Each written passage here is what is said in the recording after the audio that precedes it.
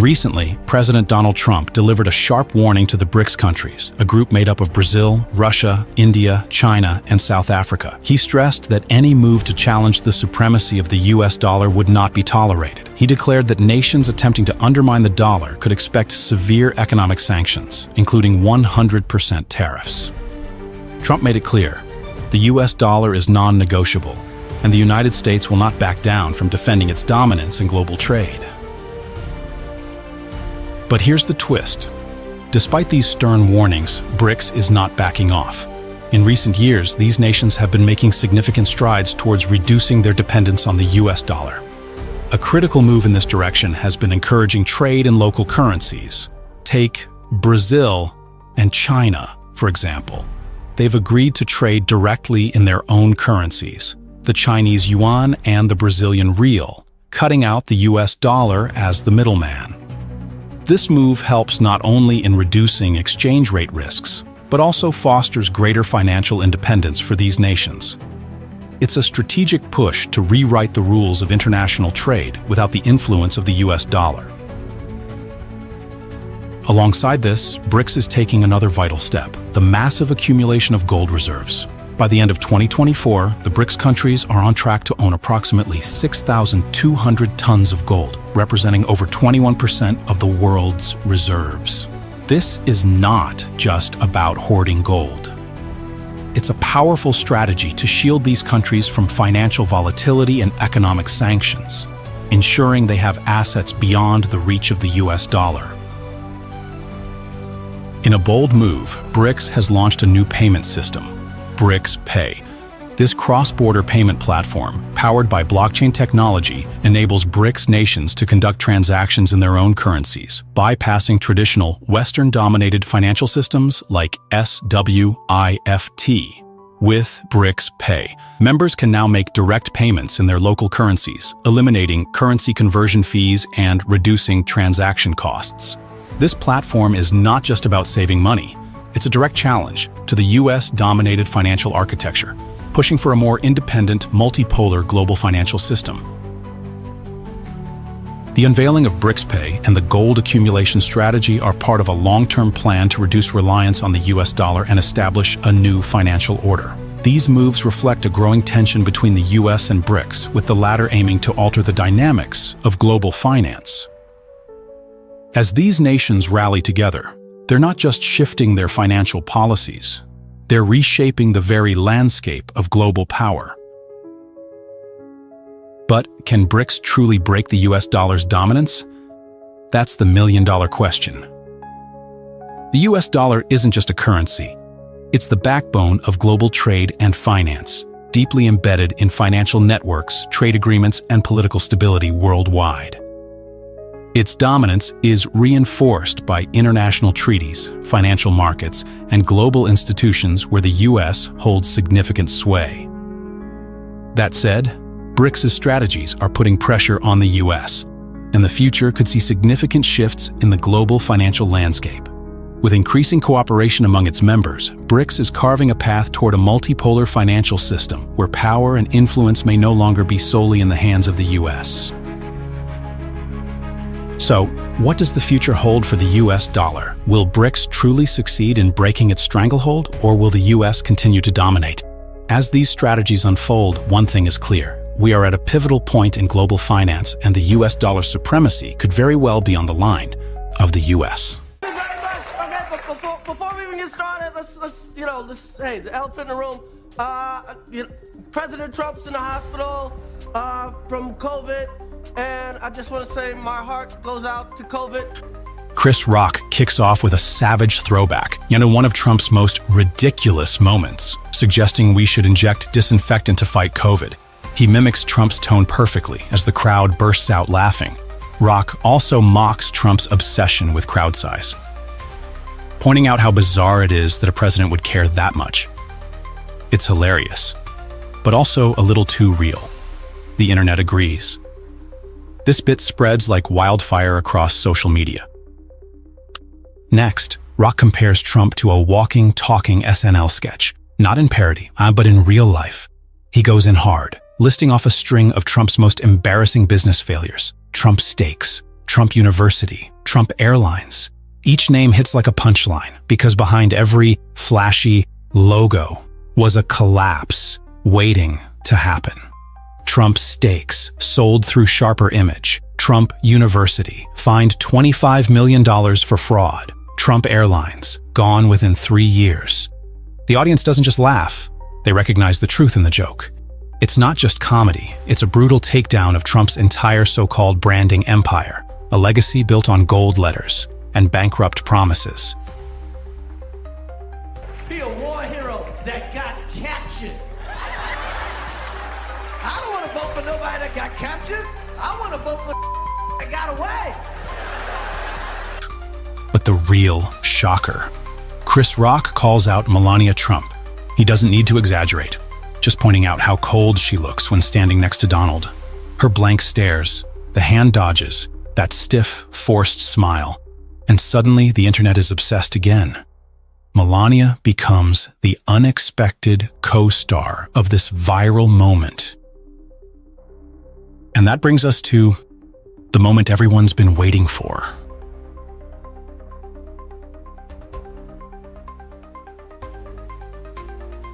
Clips of Melania avoiding Trump's touch, they go viral again. People start wondering, is she done with this marriage? Google searches for Melania Trump jump over 450% in just 24 hours.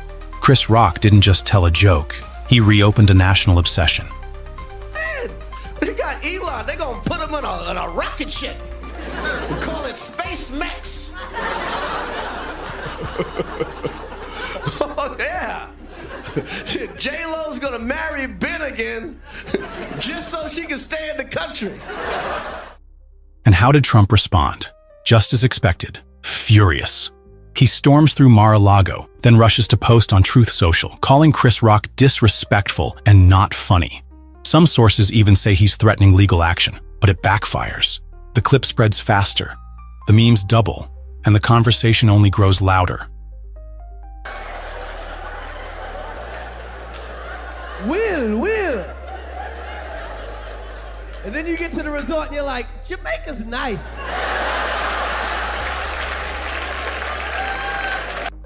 Chris Rock's genius? It wasn't just funny, it was accurate.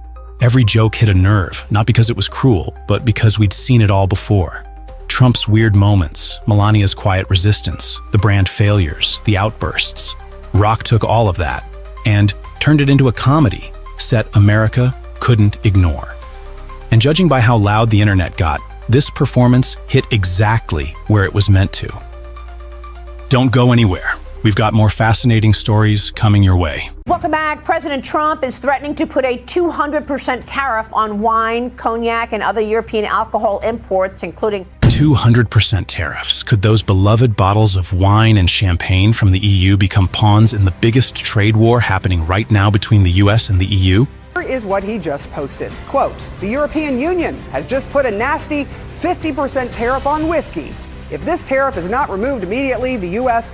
will shortly place a 200% tariff on all wines, champagnes, and alcoholic products. President Donald Trump has issued a bold threat. If the EU does not change its tariff policies on U.S. steel and aluminum, the U.S. will impose tariffs as high as 200% on wine, champagne, and other alcoholic beverages from EU countries.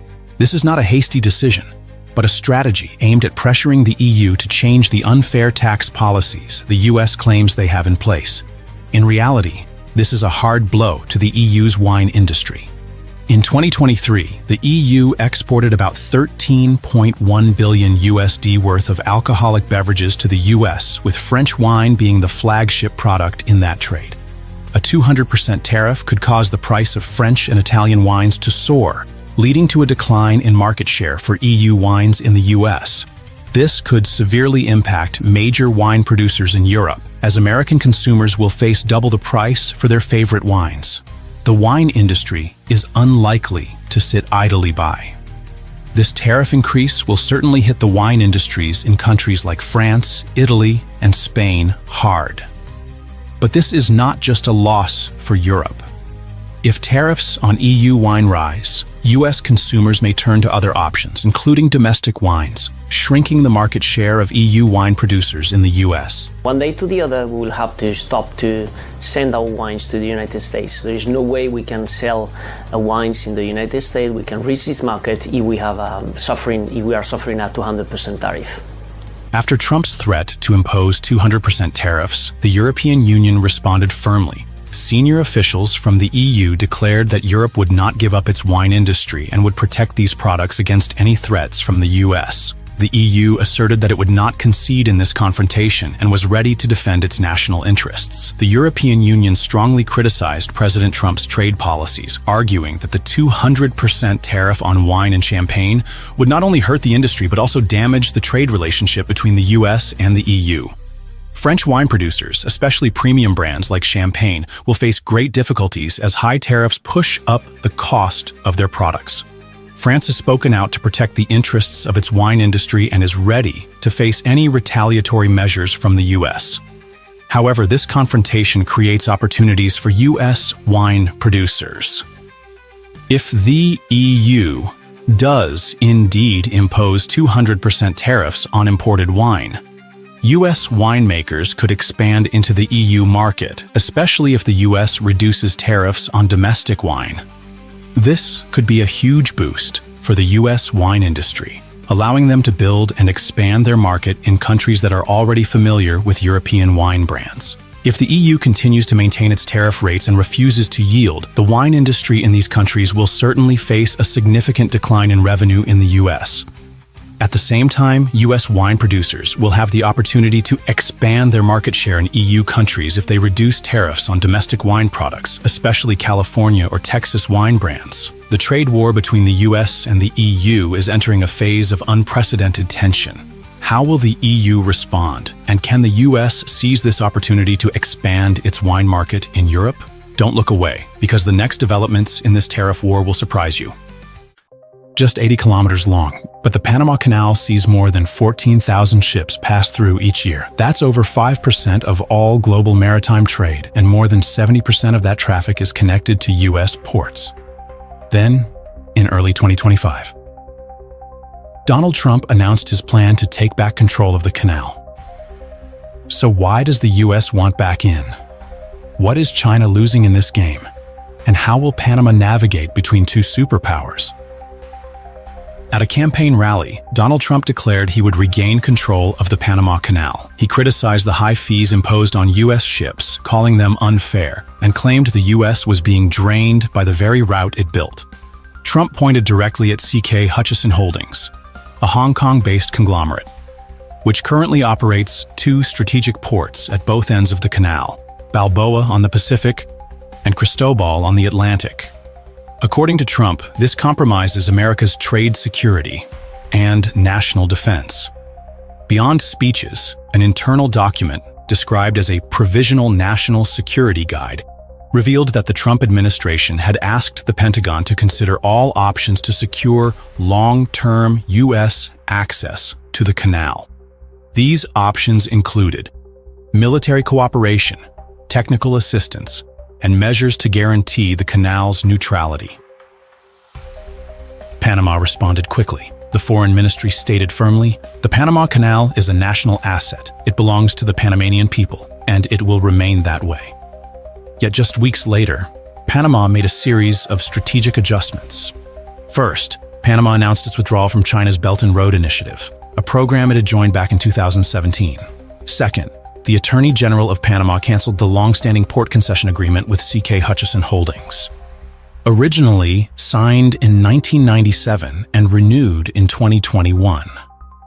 The deal had extended their rights for another 25 years. Together, these moves reflect a significant shift in Panama's foreign and economic policy. A small nation with no military, using the US dollar, Panama is deeply dependent on international trade. Shortly after the CK Hutchison deal was canceled, a new consortium led by U.S. investment giant BlackRock announced it had secured a deal to take over port operations, valued at $22.8 billion. BlackRock is the largest asset manager on Earth. A symbol of America's financial power. The Panamanian government stressed that this was a purely commercial transaction with no effect on national sovereignty or control over the canal. But the timing raises questions. A U.S. company replacing a Hong Kong operator at a critical global choke point, just as the U.S. signals its return. Many suspect a tight coordination between U.S. policy and private capital flows. So far, Beijing has not issued any official comment, but make no mistake, China is still the second largest user of the Panama Canal. It also holds vast investments across Latin America in infrastructure, mining, and trade. Analysts believe China is now following a no-conflict strategy, strengthening ties with regional giants like Brazil, Nicaragua, and Argentina, while diversifying trade routes through the Arctic and across Africa. It's all part of China's long-term plan to reduce reliance on U.S.-controlled choke points. This battle is not military, but it has all the hallmarks of a modern power struggle. The U.S. is using trade leverage, tax policy, and financial investments to restore its influence. China is staying low profile, but expanding horizontally. Panama is walking a tightrope, trying to balance between two titans, while still asserting its sovereignty. As the global trade map continues to shift post-pandemic and new conflicts reshape supply lines, the Panama Canal is once again a flashpoint, a place where two global powers are testing each other without firing a single shot. So, what do you think of Trump's announcement? Will China strike back quietly? And what path will Panama choose next? Stay tuned. The next chapters in this story may change the course of global trade forever. BRICS is considering withdrawing from the IMF and World Bank. This could signal a massive shift in the global financial system. Countries like Brazil, Russia, India, China, and South Africa are looking to create an alternative financial structure that's less reliant on the USD and not controlled by the West. But what's driving this change? And what could the US lose if this shift becomes a reality? The IMF and World Bank have been under fire for prioritizing the interests of the US and Europe, while emerging economies often get sidelined. The US and Europe control over 50% of the IMF's voting power, while BRICS nations, which represent a huge chunk of global population and GDP, have very limited influence. IMF's loan conditions often include cutting public spending, privatizing national assets, and opening markets in ways that benefit the West, leaving developing nations at a disadvantage. The result? Countries like Nigeria, Indonesia, and Brazil have seen rising costs, economic instability, and even social unrest as citizens protest IMF's harsh measures. Russian Finance Minister Anton Siluanov puts it bluntly: IMF no longer serves the interests of BRICS. We need a fairer system. BRICS isn't just talking about making changes, they're taking action. First up, there's the New Development Bank, NDB. It operates like the IMF but without the strict loan conditions. It allows BRICS countries to collaborate financially without being subject to Western pressures. Then, there's the BRICS Contingent Reserve Arrangement, CRA, designed to help member countries manage financial crises without the need for IMF assistance. They're also developing the BRICS payment system, BRICS Pay. This will allow BRICS nations to transact using their own currencies, reducing dependence on the USD. At the 2024 BRICS Summit, leaders discussed expanding the use of China's yuan and their own local currencies in international trade, cutting down on the USD's dominance. Russia even proposed creating a BRICS grain exchange, allowing BRICS nations to trade goods without using Western financial systems. BRICS isn't just distancing itself from the IMF, the US is making it worse. According to the Wall Street Journal, some U.S. politicians are pushing for Project 2025, a proposal that suggests the U.S. should pull out of the IMF and the World Bank, redirecting over $770 billion into domestic programs. Supporters argue American tax dollars should stay home, not fund global institutions where Washington doesn't have total control. But here's the real danger.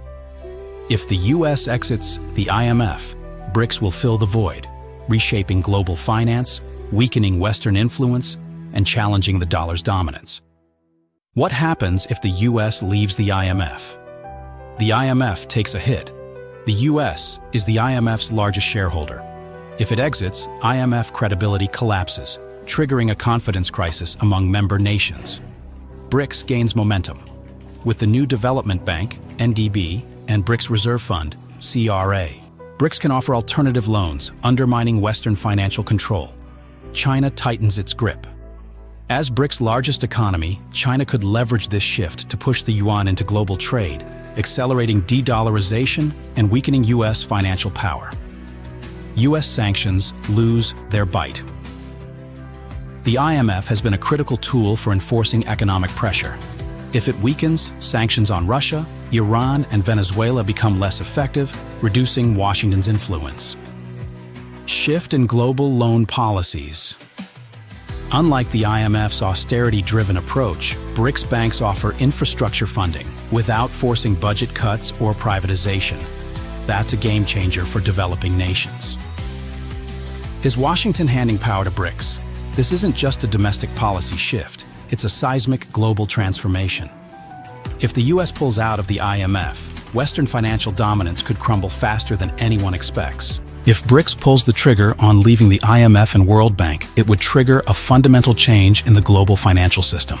This wouldn't just shift financial power away from the US and the West, it would give emerging economies a much louder voice in shaping global financial decisions. With less dependence on the USD, there's a real chance for currencies like the Chinese yuan, the Indian rupee, and BRICS member currencies to take on bigger roles in international trade.